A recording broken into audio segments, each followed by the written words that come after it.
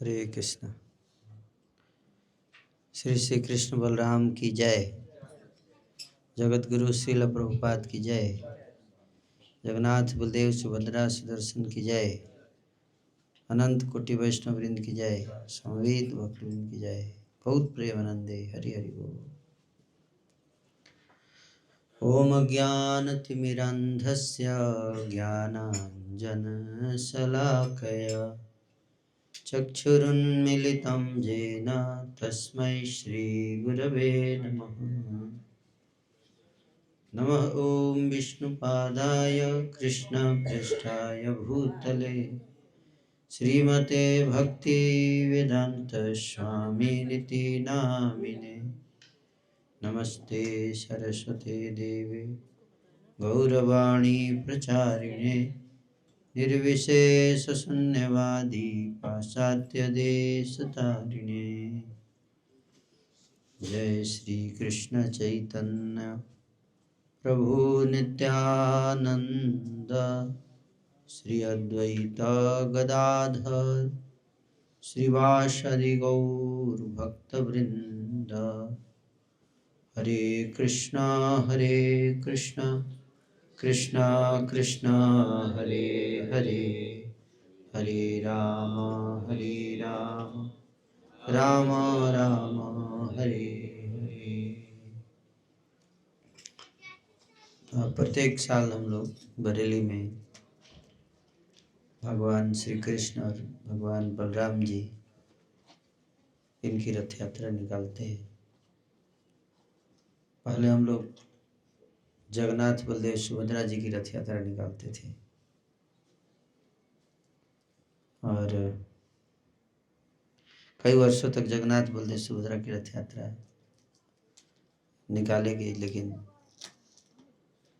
फिर जगन्नाथपुरी के महाराज जो हैं उन्होंने ऑब्जेक्शन किया कि आप लोग रथ यात्रा मत निकालिए, रथ यात्रा करना है तो केवल रथ यात्रा के समय पे कीजिए, जो आषाढ़ के महीने में होती है जगन्नाथपुरी में। बाकी समय अगर आपको करना है तो जगन्नाथ जी का नहीं, कृष्ण बलराम का कीजिए। तो फिर हमने कृष्ण बलराम की रथ यात्रा शुरू कर दी। एक ही हैं, सही गौर सही कृष्ण सही जगन्नाथ। तो इसलिए कृष्ण और बलराम जी दोनों भगवान हैं। कृष्ण भी भगवान है और बलराम जी भी भगवान है। इस संसार में भाई के रूप में प्रकट होते हैं। ये तत्व जानना बहुत जरूरी है। कृष्ण जो है वो परम ईश्वर है ना।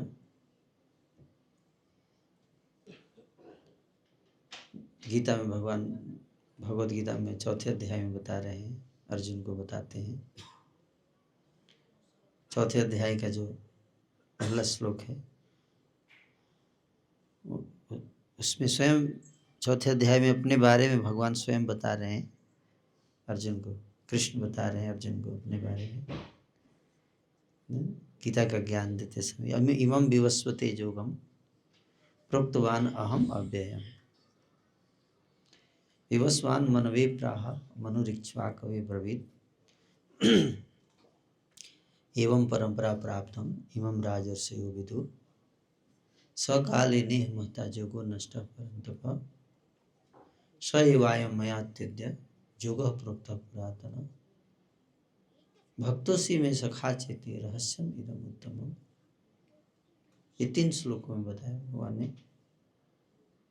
कि ये जो ज्ञान मैं तुमको दे रहा हूँ अर्जुन, गीता का ज्ञान, बोले ये ज्ञान जो है मैंने लाखों वर्ष पहले विवस्वान को दिया था। इमं विवस्वते योगम।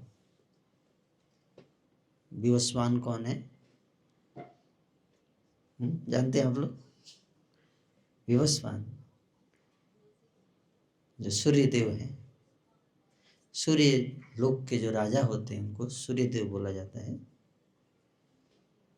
और जो उस गद्दी पर अलग अलग लोग बैठते हैं। जैसे भारत के प्रधानमंत्री की गद्दी है तो उस पर अलग अलग लोग बैठते हैं। उस तरह से सूर्य लोक की जो प्रधानमंत्री की गद्दी है उस पर भी अलग अलग लोग। अभी जो वहाँ के राजा हैं वो विवस्वान हैं, विवस्वान। और विवस्वान के जो पुत्र हैं वो है स्वयं वैवस्वत मनु, और मनु के पुत्र हुए इक्ष्वाकु महाराज, सूर्यवंशी राजा। इसलिए सूर्यवंश बोलते हैं ना, सूर्यवंश है। अयोध्या के जितने पूर्वज हुए वो सूर्यवंशी राजा कहे जाते हैं। क्यों सूर्यवंशी कहे जाते हैं जानते हैं? क्योंकि विवस्वान जो उनके प्रथम पूर्वज जो थे विवस्वान थे वो सूर्य लोक के राजा, इसलिए विवस्वान के पुत्र हुए वैवस्वत मनु, और मनु के पुत्र हुए इक्ष्वाकु। तो भगवान ने प्रथम जो सूर्यवंशी राजा थे विवस्वान, बता रहे हैं मैंने सबसे पहले उनको गीता दिया था। अर्जुन को गीता देने से पहले, लाखों वर्ष पहले।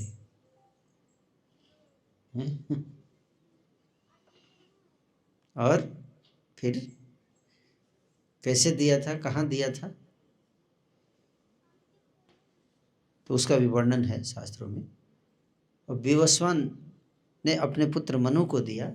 और मनु अलग अलग हैं। एक तो स्वयंभू मनु, ब्रह्मा जी के एक दिन में 14 मनु आते हैं, है ना। ब्रह्मा जी का जो एक दिन होता है, एक दिन मतलब 12 घंटे, है ना। ये 4 युग जो हैं, सतयुग, त्रेता, द्वापर, कलयुग, ये 4 युग हैं। कलयुग कितने साल का है? 4,32,000 साल। द्वापर 8,64,000 साल। त्रेता 12,96,000 वर्ष।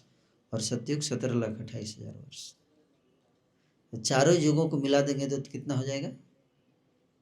43,20,000 साल। तो चारों युगों का एक चक्र जो होता है वो तो कितने साल का होता है? 43,20,000 वर्ष। और ये जो चक्र जब 1,000 बार बीत जाता है, कितनी बार? 1,000 बार, मतलब 43,20,000 गुणे 1,000, इतना वर्ष, उसको बोलते हैं कल्प, एक कल्प। और वो एक कल्प जो होता है वो ब्रह्मा जी का 12 घंटे होता है ना। जो हमारे लिए 43,20,000 गुणे 1,000, जो हमारे लिए इतना साल होगा वो ब्रह्मा जी का 12 घंटे।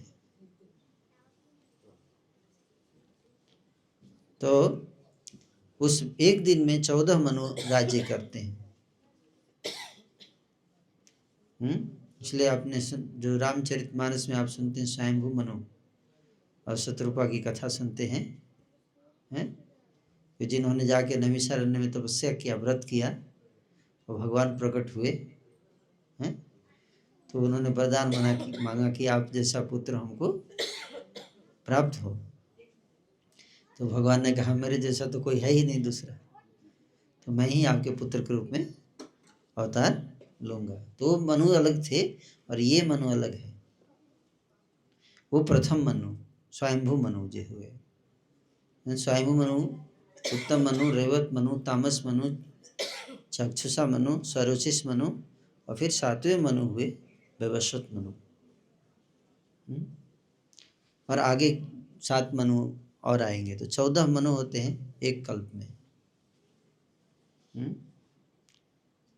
तो पर जो अभी जो मनु का पीरियड चल रहा है, अभी राज शासन काल जो अभी जो चल रहा है, वो कौन से मनु का चल रहा है?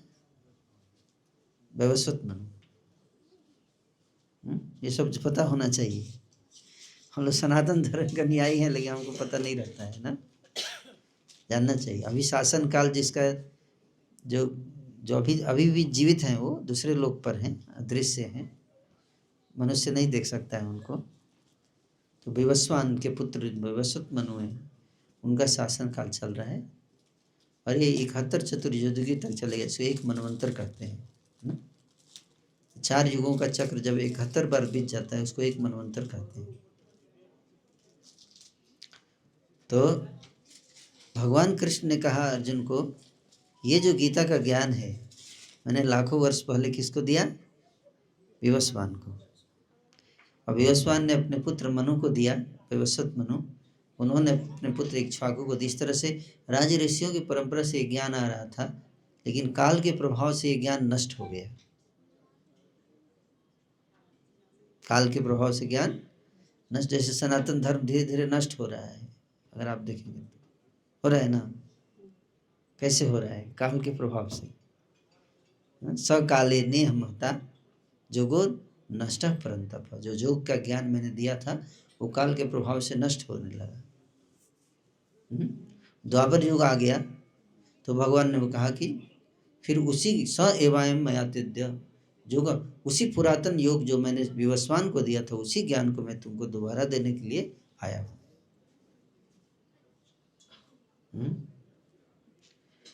तो अर्जुन ने प्रश्न पूछा। चौथे श्लोक में अर्जुन कंफ्यूज हो गए कि आप हमारी उम्र के हो, बचपन से ही हम लोग साथ में खेलते रहे हैं, आपकी भी उम्र 100 वर्ष है, मेरी भी 100 साल की उम्र है, आप बोल रहे लाखों वर्ष पहले कैसे आपने ज्ञान दिया? जैसे जैसे मान लीजिए प्रभु मेरे को बोले कि मैंने आपको 1000 वर्ष पहले 10,000 रुपया दिया था, मैं बोलूँगा कि आपकी उम्र तो है 30 साल, 1000 साल पहले कैसे दिए थे? बोलेंगे ना? समझ नहीं आ रहा है मेरे को, है? तो ऐसे अर्जुन ने पूछा, है ना, कि बहुनि में व्यतीतानि जन्मानि तो च अर्जुन तानि अहम वेद सर्वाणि न त्वं वेद परंतप। अर्जुन ने प्रश्न पूछा कि कैसे समझो इस बात को? अपरम भवतो जन्म परम जन्म विवस्वत कथम एतद् विजानीयाम तमादौ प्रोक्तवानी थी, कि आपका जन्म बाद में हुआ, विवस्वान का जन्म पहले हुआ, तो जो बाद में जन्म लेगा बोला मैं बहुत साल पहले उनको ज्ञान दिया था, तो ये कैसे समझूं मैं? अर्जुन ने प्रश्न पूछा कृष्ण से। तो कृष्ण उत्तर देते हैं, क्या बहुनी में व्यतीतानि, मैंने भी बहुत जन्म लिए अर्जुन, तुमने भी बहुत जन्म लिए, लेकिन मुझे अपने सारे जन्म याद हैं, तुमको याद नहीं है। तो ये अंतर है भगवान में और हम में,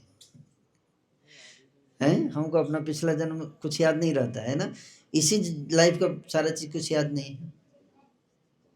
जैसे मैं आपसे पूछूं कि 7 अप्रैल 2025 को डिनर में क्या खाया था आपने, कितने लोग बता सकते हैं? लंच, ब्रेकफास्ट, कौन सा कपड़ा पहने थे? इसी लाइफ का 99% चीज हमको याद नहीं रहता है। पिछले जन्म का तो छोड़ दीजिए हमारा। तो भगवान ये बता रहे हैं कि तुमको याद नहीं रहता है, तुम जीव हो, मैं भगवान हूँ। ईश्वर और जीव में ये अंतर है, ईश्वर को सब याद रहता है। भगवान तुम अपने जैसा मेरे को मत समझो, हालांकि मैं तुम्हारे रथ पे ड्राइवर बना हूँ, लेकिन मैं ड्राइवर हूँ नहीं, मैं साधारण इंसान नहीं हूँ, मैं है ना। कई बार भगवान कृष्ण को हम देखते सोचते अरे ये तो मनुष्य जैसे दिखते हैं, हमारे जैसे ही होंगे, है ना। तो इस डाउट को अर्जुन को भी डाउट हो गया, है ना। तो भगवान बता रहे हैं ना, बहुनि में व्यतीतानि जन्मानि तव च अर्जुन तानि अहम वेद सर्वाणि न त्वं वेद परंतप। हालांकि तुम परम तपस्वी हो, कितना भी तपस्या कर लो, हैं? कोई बोल सकता है मेरे पास बहुत पैसा है, कितना भी पैसा जमा कर लें आप, लेकिन आप पिछले जन्म के बारे में नहीं जान सकते, हैं? हम बोले अंबानी जी को कि आप 10 करोड़ रुपया दे के पिछले जन्म के बारे में पता कर लो, नहीं कर सकते, कितना ही पैसा है ना। कुछ चीज़ें पैसे से हासिल नहीं होती हैं, है ना। धन ये सब काम नहीं आएगा। तो भगवान बता रहे हैं क्यों। तो अर्जुन पूछते हैं क्यों, आपको क्यों याद है, मेरे को याद क्यों नहीं है? तो अगले श्लोक में बताया, 6ठे श्लोक में है, अजोपि सन्न व्यय आत्मा भूतानाम ईश्वरोपि सन् प्रकृतिम स्वामधिष्ठाय संभवामि आत्ममाया। बहुत सुंदर बात बताया भगवान ने, करें मैं अजन्मा हूँ, मेरा जन्म नहीं होता है। अजन्मा हूँ और समस्त जीवों का ईश्वर हूँ मैं, ईश्वर। क्या बोल रहे हैं? मैं क्या हूँ? ईश्वर हूँ। भूतानाम ईश्वरोपि, भूतों का मैं ईश्वर हूँ। जितने जीव हैं इस संसार में सबका ईश्वर हूँ मैं, स्वामी हूँ मैं, जीव नहीं हूँ। और मैं अपनी माया से इस संसार में प्रकट हुआ हूँ। संभवामि आत्म माया, अपनी इच्छा से प्रकट हुआ हूँ। स्वाम अधिष्ठाय, अपनी इच्छा से। हम लोग अपनी इच्छा से जन्म नहीं लेते हैं, हमको, हमारे पास ऑप्शन नहीं है कि मरेंगे कि नहीं मरेंगे। मैं सोच रहा हूँ इस साल ना मरूँ, इस जन्म में मरूंगा नहीं मैं, हमारी इच्छा के ऊपर निर्भर, या मेरा अगला जन्म नहीं होगा। नहीं, ऐसा नहीं, हमारे हाथ में नहीं होता है ना। लेकिन भगवान कहते नहीं, मैं जब आता हूँ अपनी इच्छा से आता हूँ और अपनी ही इच्छा से जाता हूँ। क्यों? क्योंकि मैं ईश्वर हूँ, मैं जीव नहीं हूँ। तो पूछते हैं कि क्यों आते हैं आप? फिर आपको आने की क्या जरूरत है? प्रश्न उठता है ना। जब आप जीव हैं ही नहीं, हमारे जैसे नहीं है, तो हमारे बीच में क्यों आते हैं आप? आप ईश्वर हैं, आप उधर रहो अपना जहाँ भी रहते हो, हमारे एरिया में क्यों आने का? तो उत्तर देते हैं भगवान, परित्रणाय साधूनाम यदा यदा हि धर्मस्य ग्लानि भवति भारत। ये 7वां श्लोक। जब जब धरती पर धर्म की ग्लानि होती है, अभ्युत्थानम अधर्मस्य तदात्मानं सृजाम्यहम्। धर्म की ग्लानि होती है और अधर्म बढ़ने लगता है, अधर्म का उत्थान। अभी उत्थानम अधर्म, समझ में आ रहा है आप लोगों को? हैं? अधर्म का उत्थान होने लगता है, अधर्म बढ़ने लगता है। उत्थान मतलब बढ़ने लगता है और धर्म गिरने लगता है। इम्बैलेंस, क्या हो गया? इम्बैलेंस। तो मैं अपने आप को प्रकट करता हूँ। और किस लिए क्या करते हैं? करते क्या हैं फिर? कैसे करते हैं? परित्रणाय साधूनाम। तो साधु हृदय स्वभाव के लोग हैं, उनकी रक्षा करता हूँ। अपने भक्तों की रक्षा करता हूँ। विनाशाय च दुष्कृत, और दुष्टों का विनाश करता हूँ। दुष्टों का विनाश करता हूँ और धर्म की स्थापना करता हूँ। धर्म संस्थापनार्थाय। इसलिए मैं अवतार लेता हूँ। किस लिए? संतों की रक्षा। क्योंकि जब तक संतों की रक्षा नहीं होगी तब तक धर्म का स्थापना नहीं होगा। भगवान को ही रहना पड़ेगा फिर धरती पर, क्योंकि दुष्ट, और जब तक दुष्टों का विनाश नहीं होगा तब तक संतों की रक्षा नहीं। क्यों? क्योंकि दुष्ट जब तक रहेंगे वो संतों को ऊपर उठने नहीं देंगे, साधु हृदय लोगों को दबा के रखेंगे, उनको जीने नहीं देते हैं ना। दुष्ट बढ़ जाते हैं ना। असुर स्वभाव के लोग जब बढ़ जाएंगे तो जो संत होते हैं, सरल हृदय, भगवान के धर्म के मार्ग पे, सत्य के मार्ग पे चलने वाले लोग जो हैं, वो उनको पर अत्याचार करते हैं दुष्ट प्रवृत्ति के लोग।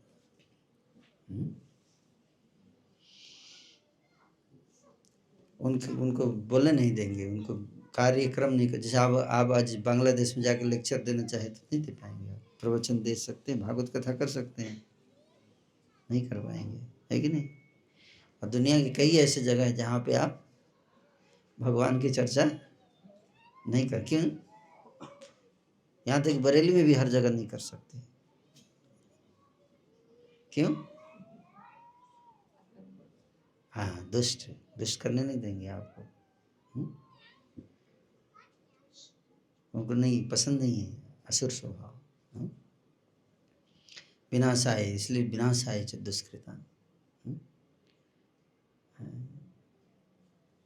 तो इसलिए भगवान स्वयं आते हैं। स्वयं आते हैं, लेकिन ज़्यादा दिन नहीं रुकेंगे, क्योंकि बाकी आते हैं, संतों की रक्षा करते हैं। किसी संत हृदय व्यक्ति को राजा बनाते हैं, उसको राजा बनाकर उसको पावर देकर फिर बोलते तुम लोग संभालो अब, मैं जाता हूँ, अब वापस चले जाते हैं। और फिर भगवान कहते हैं कि मैं आता हूँ और लीला करता हूँ, जन्म लेता हूँ, कर्म करता हूँ, हैं, और फिर व्यास जी के रूप में अवतार लेता हूँ। किस रूप में? वेद व्यास जी। और फिर उसी को लिखता हूँ। कौन लिखता है? स्वयं भगवान लिखते हैं, वेद व्यास के रूप में आकर अपनी लीलाओं को लिखते हैं। गीता लिखेंगे, भागवत लिखेंगे, महाभारत लिखेंगे, पुराण लिखेंगे, शास्त्र लिखते भी हैं। हरे कृष्ण। लिखेंगे और लिख कर फिर क्या करते हैं? हमको दे के जाते हैं कि पढ़ो इसको और शांति से रहो, ठंडे दिमाग ठंडा रखो, ज़्यादा गर्म मत करो, नहीं तो फिर आके पिटाई करूँगा। ये जो देख के गया हूँ, ये क्या है? संविधान है, इसके अनुसार व्यवहार करो। तो इस प्रकार से भगवान जो है इसलिए अवतार लेते हैं इस संसार में। लेकिन 120-25 साल तक लीला करके और भगवान फिर चले जाते हैं। लेकिन अपने बारे में जानकारी जो है सारा डिटेल लिख कर जाते हैं। ऑटोबायोग्राफी जिसको बोलते हैं ना, ऑटोबायोग्राफी। तो भगवान ने स्वयं ही अपनी लीलाएं लिखी इन ग्रंथों में। और फिर हम लोगों को पढ़ना चाहिए इन ग्रंथों को। भगवान ने गीता में ये संदेश दिया, जन्म कर्म च मे दिव्यम एवं जो वेत्ति तत्वतः त्यक्त्वा देहम पुनर्जन्म नयति मामेति सुअर्जुन। 8वें श्लोक में बताया। इसके जस्ट अगले श्लोक में है 9वें श्लोक, कि जो मेरे जन्म और मेरे कर्म, भगवान के जन्म की लीला और उनके कर्म, जो जो कर्म किए, कैसे किए, तत्वतः जानना है। केवल स्टोरी नहीं, क्या उसके पीछे रहस्य है, तत्व होता है। जैसे हम लोग भी छींकते हैं, है कि नहीं? अब में कितने लोग छींकते हैं? सर्दी होने पर छींकते हैं। हम लोग छींकते हैं तो कोई मीडिया कैप्चर नहीं करेगा, लेकिन मोदी जी छींक भी देंगे तो इस पर चर्चा होगी। मोदी जी ने छींक दिया है तो कुछ कारण होगा इसके पीछे। छींका क्यों? इसी टाइम पे क्यों छींका उन्होंने? समझ में आ रहा है? उसका एनालिसिस होता है। बिना मतलब के नहीं छींक सकते, कुछ जरूर इसके पीछे रीजन होगा। मतलब महान लोग जो होते हैं वो कुछ भी कार्य करते हैं तो उसके पीछे क्या होता है? कारण होता है। हमारे जैसे कार्य नहीं करते हैं, साधारण व्यक्ति जैसे नहीं। हम भी झाड़ू लगाते हैं अपने घर में, लेकिन उसका वीडियो वायरल नहीं होता है। अब मोदी जी जिस दिन झाड़ू लगा देते हैं, मोदी जी जब झाड़ू लगाते हैं तो वीडियो मिलियंस में व्यूज जाता है। क्यों? क्यों? मोदी जी को झाड़ू लगाने की जरूरत क्या है? 1 घंटे में कितना देश का काम कर सकते थे, लेकिन झाड़ू क्यों लगा रहे हैं? एक वीडियो मैंने देखा था मोदी जी का, वो सफाई कर्मचारी ऐसा झाड़ू लगा रहे हैं। इतना बड़ा बड़ा काम करना, कई लोग उनके 5 मिनट उनके साथ अपॉइंटमेंट के लिए कई महीने तक लाइन में लगा के बैठे रहते हैं, उनको अपॉइंटमेंट नहीं मिलता है और इधर झाड़ू लगा रहे हैं। वो झाड़ू लगाना क्या इम्पोर्टेंट है? क्या किसी और को बोल सकते हैं झाड़ू लगाने के लिए? तो वो क्यों लगा रहे हैं?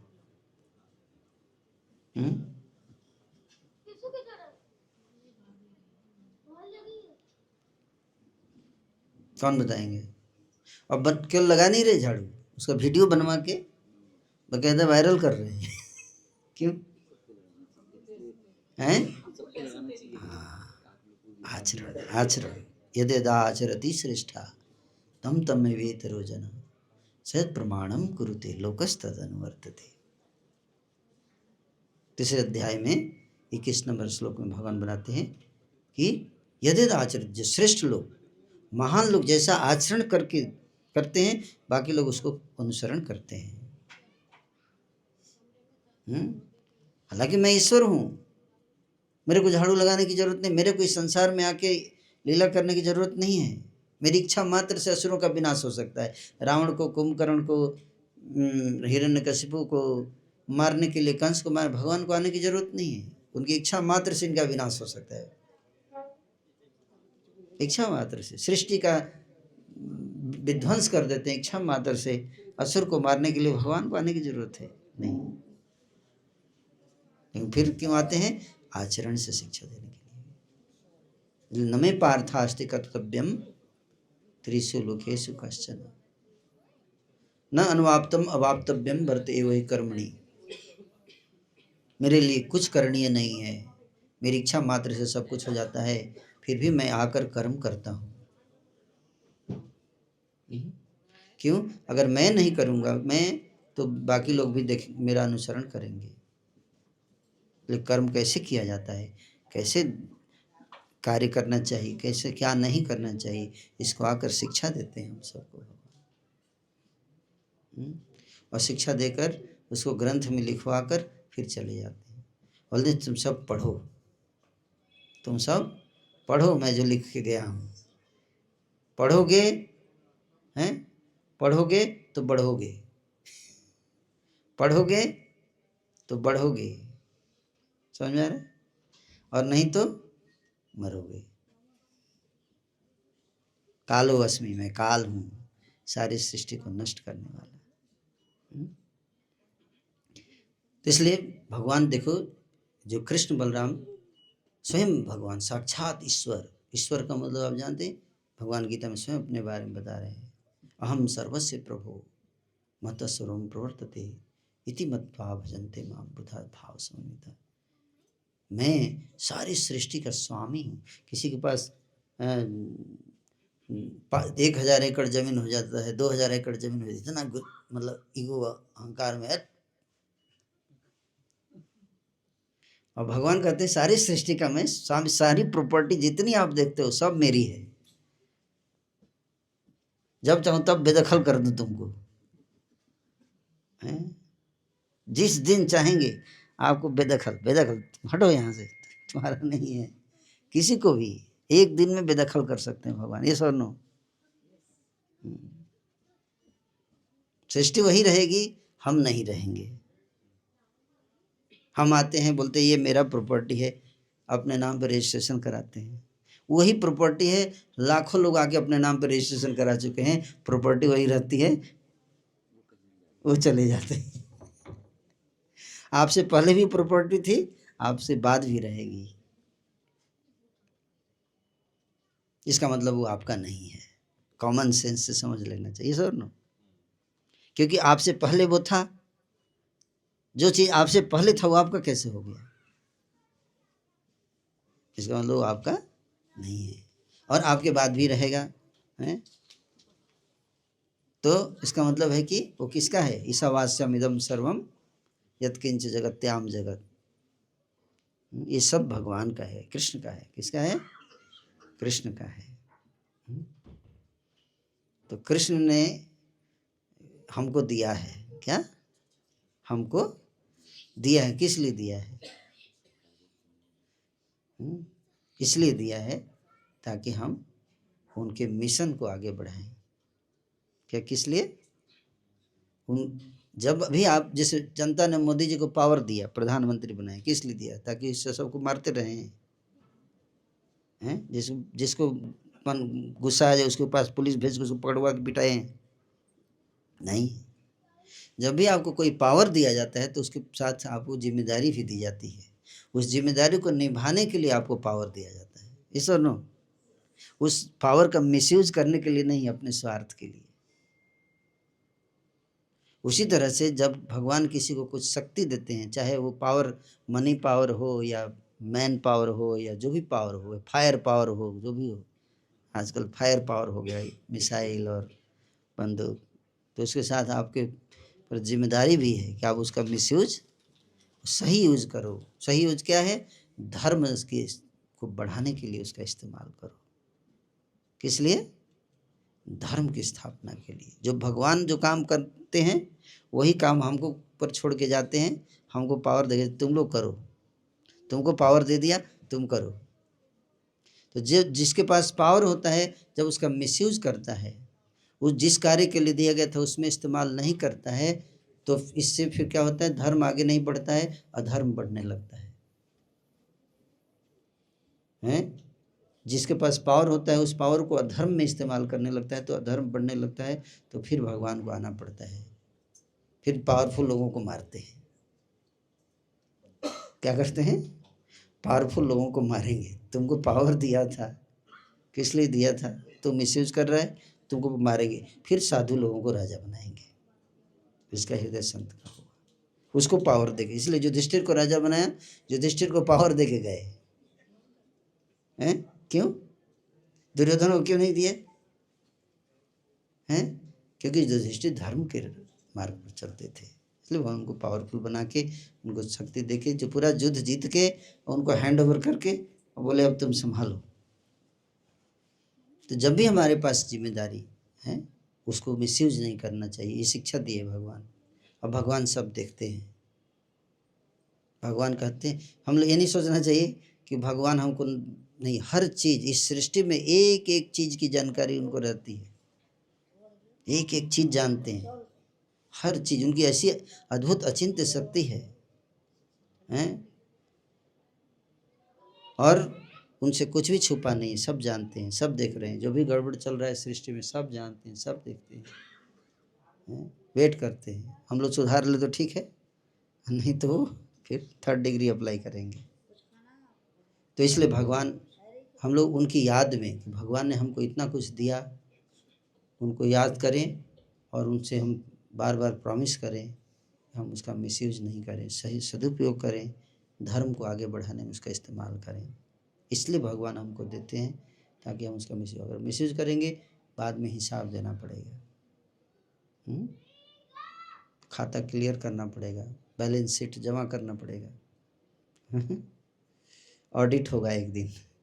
होशियार रहना रे जगत में चोर आएगा, सावधान रहना, एक दिन चोर आएगा और सब छीन कर ले जाएगा।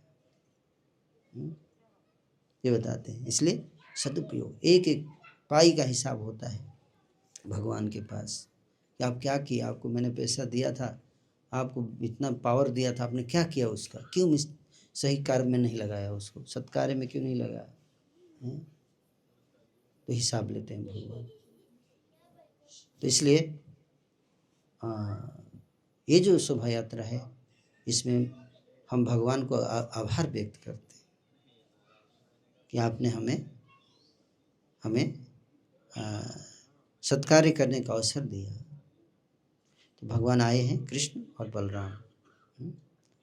बलराम जी भी कृष्ण ही है, कृष्ण और बलराम में कोई अंतर नहीं है। काले भगवान कृष्ण, गोरे भगवान बलराम,